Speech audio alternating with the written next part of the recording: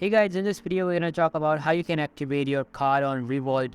But before we begin, make sure to hit that subscribe button down below. It really helps me out. So first of all, open up your Revolut application and log in.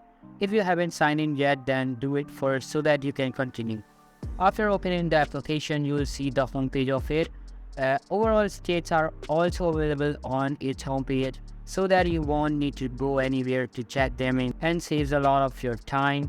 Anyways, so now click on hub icon in the bottom left corner in the icons tray.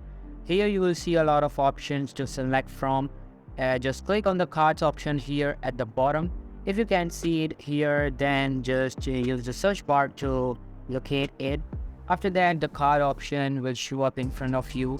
On the upper left corner, tap on get card button. Simply pick up your type of card, or you can just use a virtual card, which is also free of cost, so you can use it for starters. If you already have a physical card, then you can also activate it here. To activate your card, simply click on the blue Login Now button and a new page will pop up. This page will ask you to enter your 16 digits card number to activate it. Just enter it and you are done. That's how you can activate your card on Revolut.